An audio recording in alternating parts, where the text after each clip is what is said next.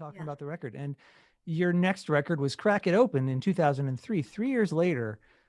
It's also a wonderful record. And I also love it, but it's different. It has a different feeling to it. I'm going to take a chance and tell you my thoughts on it. It's darker, it's more vulnerable. There's more self awareness in the record and even some self reproach that seems to come across. Does this resonate with you? Wouldn't have thought of it that way.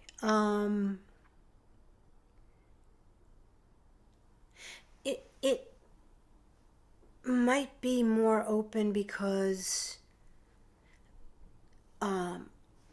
these songs were even fresher off the press. Less time.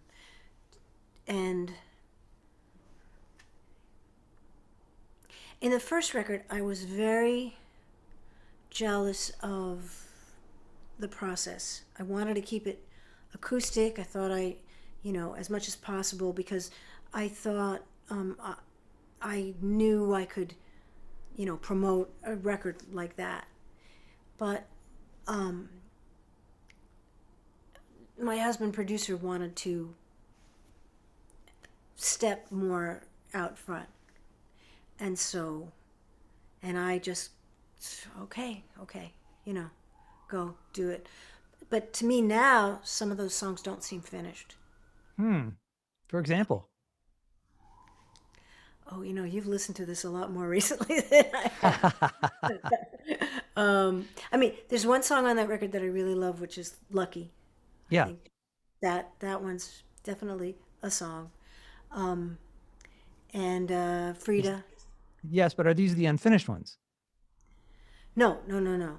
Okay. And finished ones are kind of slipping out of my mind. Well, let's What's talk about some of my favorite songs, and maybe you'll say, oh, that's one of them. There are okay? two or three songs I do want to talk about. Big Black Bear probably is my favorite. And it's just great. But so Big Black Bear essentially is you talking about or to your demon of some kind. And the question is for me, I'm just curious, and you do not have to answer this, but what demon is it exactly that the Big Black Bear represents? I will tell you. I was trying to get a song together for the weekly meeting, and I had a bad mood, which really seemed like I could visualize it as a blackness, a darkness, you know. And so then I thought, well, how can I write about this? So, okay, what's black? Big black bear. And I remember taking that into the group, and everybody loved it, which surprised me. And they were all offering suggestions, some of which are in the song. And yeah, it was really fun. And musically, I kind of just I played sort of bass notes and let everything else get filled in. I didn't want to limit it to cowboy chords, you know. Yeah. So and I did the bass notes. So yeah, I like that song. That's a good song. Then there's what has to be the most damning account of the music industry I have ever heard. Here We Go, a, so- a song that makes Bob Seger's Turn the Page sound like a trip through the park. Uh, you Really? really, Here We Go is brutal. I'm imagining myself being a young woman songwriter listening to Here We Go and saying, okay, thanks. I'm not going to do this after all. Oh no, you'd never. No one would believe it. So, I mean, you've already told us that so much of Here We Go is autobiographical. I mean, not that you couldn't have guessed, but I Yeah. think the thing that makes Here We Go so painful is not that you're talking about all the horrible things, but that you say you are high, you are low, that it's just an incredible ride in spite of all the crazy things you do. It's just almost an addictive ride. Yeah. Well, as you know, so there I was playing with David Brown, just an intuitive, fabulous musician, and I felt so free because we were playing in ski lodges in Vermont and New Hampshire, and I didn't know anybody there. And I was I remember jumping up and down like pogoing because I was just so excited about it, you know. And they would, we had to fill in, another 2 hours of music. so there would be like a jam, like a Grateful Dead, and or we lived in a house together for a while, and there was one record that we owned. It was Mahavishnu, John McLaughlin. Yeah, yeah. Listen to it over and over and over again. So you could see where their heads were at, and then For the we audience, that go, is a jazz fusion crazy jam record. Crazy, off the charts weird. yeah, and then we go play country songs and stuff. So that got in there. Mahavishnu Country. Yeah, yeah. Yeah. What about the song "Whatever I Had to Do"? I was curious. The lyrics are direct and yet they're also obscure. Is that about songwriting that song? It's more about living. Okay. Yeah, it's yeah. When I brought that one in, Jack Hardy said, "Don't forget that one." You know. Yeah. I guess by that time, the formidable cracks were developing in my relationship, and that's kind of reflective of that. I want to ask you a question about your general musicianship. There is something incredibly compelling about your singing and your songs too, the combination. There's a vulnerability in your sound that it kind of goes straight to my heart. And what I want to know, this is a tough question to ask you, but is that vulnerability learned or is that just who you are? That's an interesting question. I guess it's a combination. It's a combination. I mean, I I did take acting classes for a few years before that first record came out, and that's about connecting to the emotion, being able to access it when you're singing a song, so that other people can come in to your emotion. So, but we're all obviously everyone is vulnerable. It's a question of being able to share it, I guess. Well, the communication of vulnerability can be incredibly dangerous. You're basically making yourself raw. And if you don't have a certain level of resilience, the wrong comment or perceived or otherwise can bring you down. How far can you go into vulnerability, or what do you teach your students about going into vulnerability and not surrendering themselves? Adam, it's not really something that I thought about consciously much. I'll have to start thinking about it now. Okay. Yeah, I mean, if you want to think about it and we can get back to it, or you can think about it and call me sometime. But it is something I wanted to ask you about because it's important. There's a lot of phoned in recordings, phoned in performances in the world, and even performances that sound vulnerable, but you can tell they're not. And yours is the real deal. At least it feels that way. And I just kind of wanted to know, are you aware that you can do this, or is this something you're just like, well, I don't know. People tell me I'm vulnerable. Is this something you're conscious of? Um, yeah, although I just never haven't recently thought about it in those terms, Yeah. I suppose. Well, your I, songs are very brave. I, are they? Well, yeah. I mean, I think what makes me what makes me say that, Yeah. there's lots of great singer-songwriters and they write about very personal things to them. But the question is, when you're listening, do you feel like you believe them? Does it matter to you? Do you care? Do you even feel like maybe it reminds you of you? And for me, listening to you, the answer is yes to all those questions. Hmm. Wow. So, and the ultimate question is, how much of that is something you're cognizant of? And I'm not sure you're cognizant of it, or are you? Oh, you see, the wheels are spinning, and I'm trying to because Sure, take your I'm time. sure I've thought about this, but not in exactly those terms. Um, the the recording at home of the latest record was amazing because I could, having been a technophobe my whole life, it was like, let the boys do it. That's what Yeah. my mother said. Let the boys drive. Little did she know how much marijuana they were smoking. But anyway, and I always felt I couldn't do it. I break the equipment. I don't know how. And then it was the pandemic, and I had to Yeah. in order to, I had 67 songs. I had a ton of songs, and so, but being able to record at 11 o'clock at night, and there's certainly nobody around, uh, that really that was really very freeing. Yeah. Is there a difference when, I mean, of course, you are alone, and so therefore you're free to be yourself in front of a microphone, but also there is something potentially lost too when there's nobody there. That the nervousness of having to reveal yourself in front of someone also can bring something out in you. Hmm. I don't know. Maybe I've been living in a fantasy world my whole life.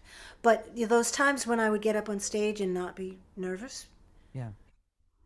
I wasn't thinking that I was baring my soul. I was just doing what I always did. There's no reality practically. Whereas, when you're in a small room and people's facial expressions are showing, then you start to go, oh, what did I say? And it might be that they thinking about the oven that maybe they left on at home, or they're thinking about, the thing that their best friend said to them, and why did she say that? Yeah. So, but I, as I said, when I made $50 for singing Christmas carols in the town hall in Marblehead, I thought I was a professional. I was convinced that I was a professional. Who are these other people around? What are they? You know, I went into Passim, which was the premier folk club in Boston, and I just said, you should hire me. I was just like, of course. Was self doubt came way later. Yay. Yeah. Well, okay, so 18 years between album 2 and album Well, 3. not exactly. So, because I was in a duo called Wool and Grant, Okay. and that we put out a record in 2013, Okay.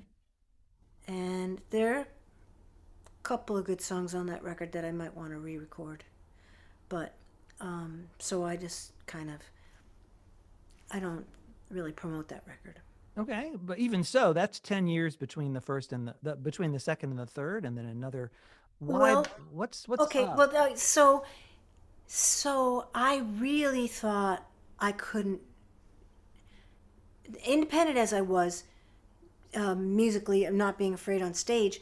As far as recording, that had always been a big hassle, and I didn't even know how to. I couldn't even get to step one, and I always talked. I always married the band. I had a bad habit of marrying the band. So when I broke up with the bass player guy, it was like, knocked on my ass. I was just wrecked. And then I was with my husband for a long time, and I thought I couldn't do it without him at the helm. But then, okay, so the divorce happened, and sorting all that out, and then um, I was in a car accident in 2018, of October of 2018. I was on my way to a gig. I had my guitar on my back, and my friend Catherine had she has this house. She had a house concert series. Maybe she will again after the pandemic. And someone was playing at her place who had at a previous gig had taken a fall and was incapacitated and couldn't get there. So she asked me if I would do it. So I was tired, but I sort of got myself together, and I was a little late, and I was walking across the street near my house, and I saw this SUV coming and turning this way, and I waved. I was in the crosswalk. I had the light, and and I waved to be more visible, but he apparently was looking somewhere else. And so the SUV went right into my outer thigh, Mm. and I fell backwards. And I I don't know whether the guitar case, which was very heavily padded, saved my spine, but my leg was broken in two places, and my kneecap was ripped up. So I was taken to the hospital in an ambulance. I spent 10 days in the hospital, and then I was in rehab for 2 months. And then it took me a long time, you know, once the surgeon said, okay, now you can walk, it's like, I couldn't. And I had to have all kinds of therapy. And so that was a slow thing. But the blessing in disguise of that was that I started using Zoom before the rest of the world. Yeah. Catherine, who also hosted the songwriters group, because after Jack died, she took over hosting the songwriters group in her apartment, and she I think she felt a little guilty, but in any case, she wanted me to be able to come to the meeting. So while I was in rehab, I had my laptop, and I think, well, we did FaceTime, and I don't know when we got around to Zoom, but I would go to the meeting. They would put my disembodied head on the piano, and and I had nothing else pressing at that point. So I just started writing a lot of songs, and that's part of maybe to me, and it's why I'm surprised to hear you talk about the vulnerability before, because I felt more like, well, what the heck? Here I am with a Johnny on, and what? That's vulnerable. I couldn't move. I couldn't go to the bathroom on my own. You know, so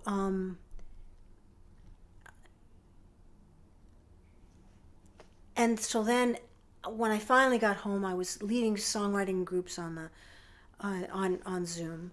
I got pretty good at Zoom, and that's when I began to feel like, well, why can't I do something? I've got to do something with this stuff, because nobody was doing gigs, so I wasn't going to be doing gigs.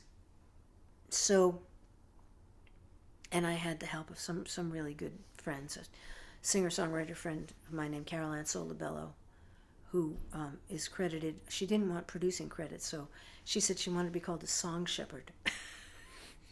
And Nice. she helped me weed through these songs, and um, it was great.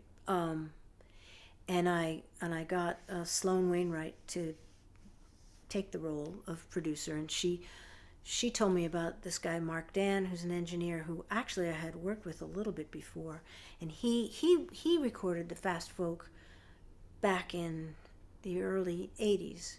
It's just a real guerrilla engineer, like boom boom boom, you know. Okay, oh, there's something wrong there. Yeah. Oh, wait a second, I have a plug-in for that. And he just so they Sloan and Mark and Carol Ann in various ways helped me. You know, we would have these Zoom meetings, and at first I sang and did my takes while Sloan and Mark were online with me, and then I got it so I could actually do my 3 takes and send it up to Mark, because he's in Woodstock, and then Sloan would help me figure out which was the take. So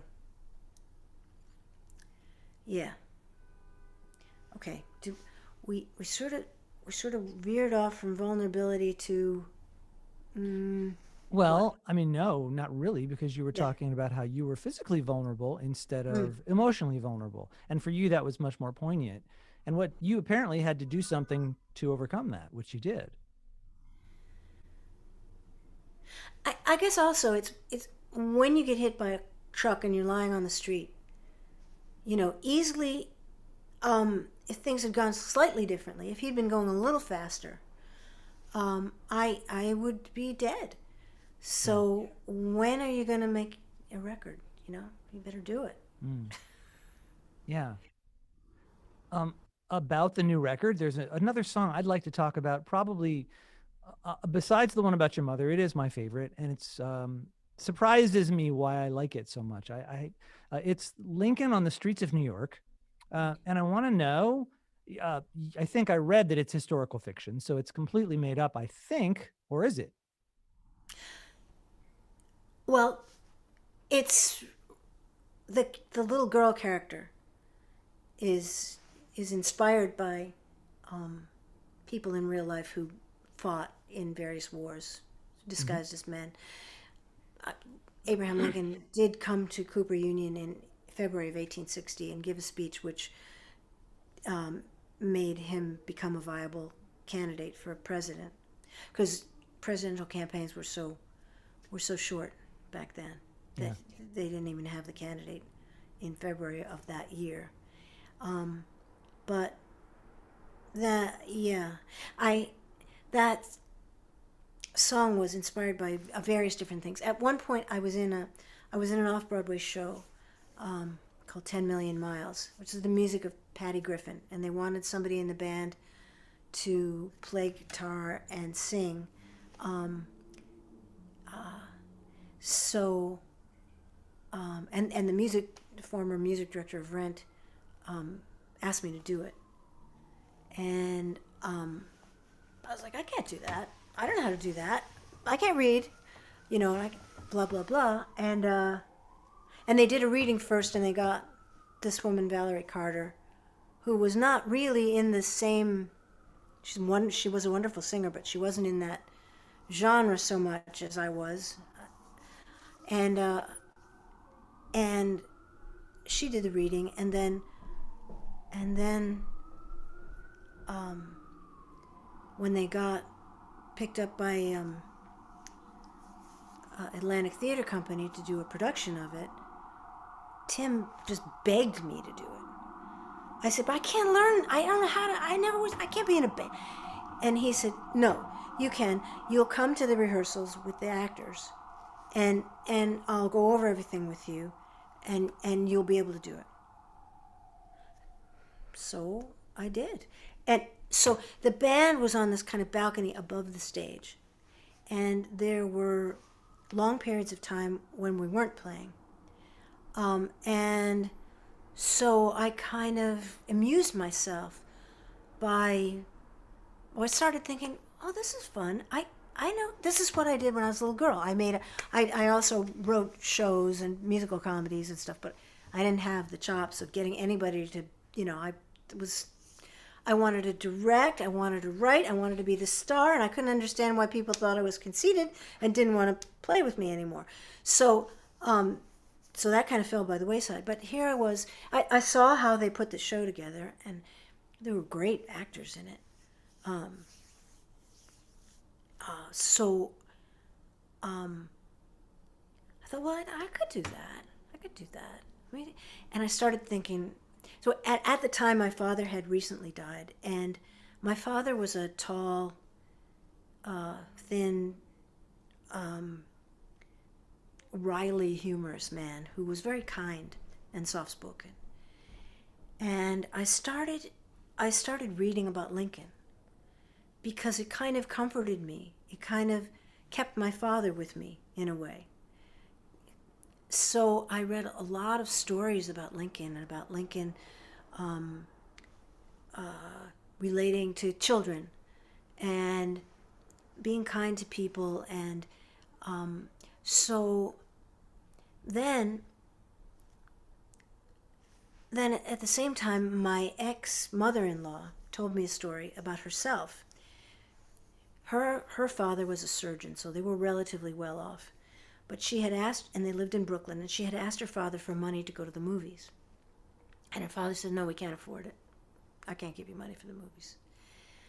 So she went down to the basement of their apartment building and got the porter in the building to help her build a box. And it was a shoe shine box. And she went out on the street, and this was like the Depression. And she tried to get people to let her shine their shoes. Well, somebody told her father, and of course, he's the doctor's daughter, Shining Shoes. No, but I always thought that was kind of cool. So then I thought, well, what if there was a character in Lincoln's day, who, who, what if there was a girl who had to make money?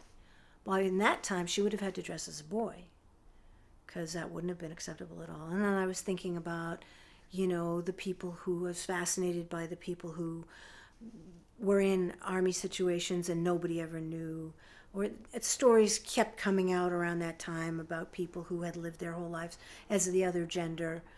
So I just thought, well, what if when Lincoln comes to make the speech, and in fact in real life people thought he was kind of shabby, you know, and he tried to, I think he might have bought that hat for the speech. I'm not sure, but he did try to spiff up a little bit. So I thought, well, if she was out there shining shoes, what if she was the child of immigrants and her father was a peddler, and I just got this whole story, and um,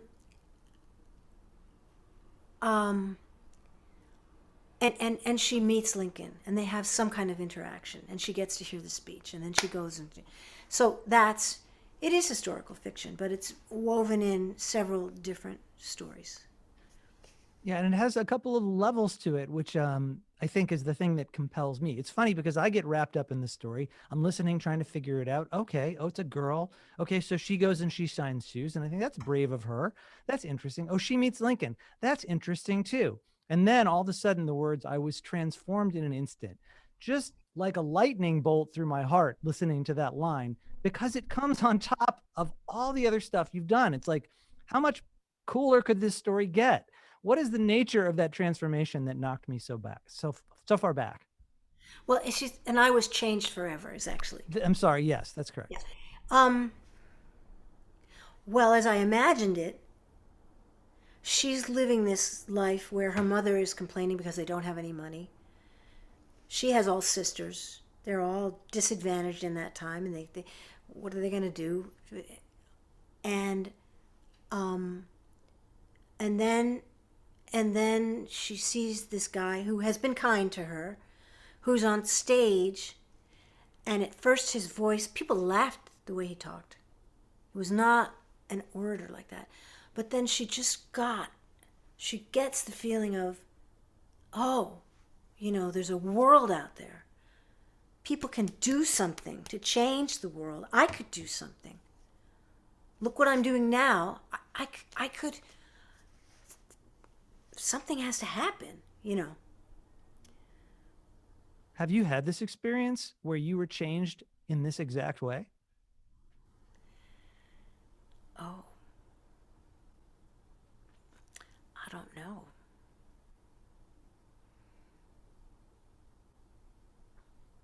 I'm going to have to research my brain for that. I'm not sure. Huh. Okay. We'll put a pause on that question. Okay. I have another. Um,